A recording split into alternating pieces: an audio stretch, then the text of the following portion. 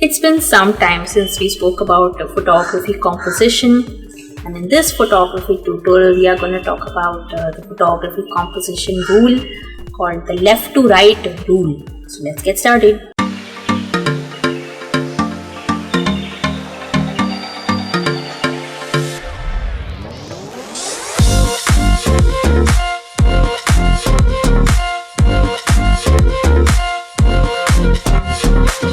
If you like my video guys, give me a big thumbs up and hit the subscribe button. And now enjoy the video. Hey guys, I'm Sonika. Today we are going to study another photography composition technique. There's no one size fits all photography composition guide guys. So we need to study as many photography composition rules as we can. And today we're going to study left to right rule. Now the left to right rule simply states that in your frame, if you have a person moving from one side of the frame to the other, it's best to photograph them moving from the left side of the frame to the right side of the frame.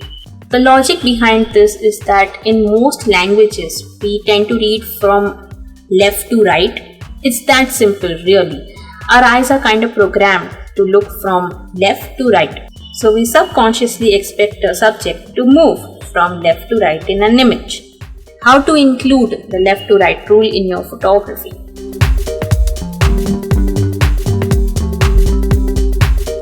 Images that work well for left to right viewers might have the subject positioned over to the right hand side of the frame with negative space to the left. This lets the eye move through the empty space and stop on the subject without going out of the other side of the frame.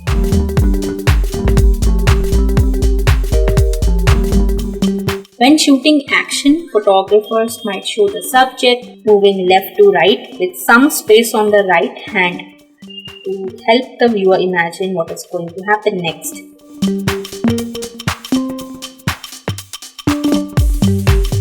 The best way to compose in camera is to turn on the grid lines in your camera and click along any of the lines that are visible in the frame.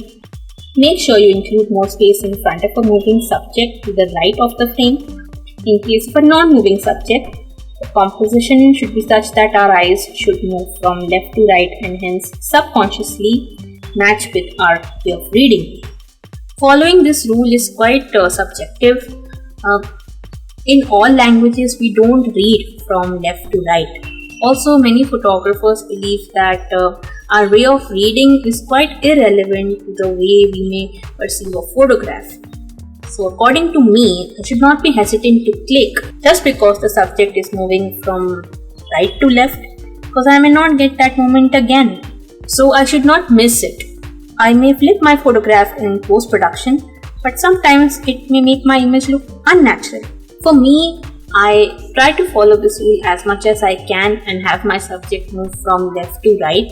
But in case if such a situation is not there, I don't stop myself from clicking just because the subject is moving in an opposite direction. But in case of wedding or portrait photography, it may be more easy to follow this rule effectively, as I can pre-compose my shot and ask my subject to move in that specific way or direction. Here are more examples of the left to right rule in action.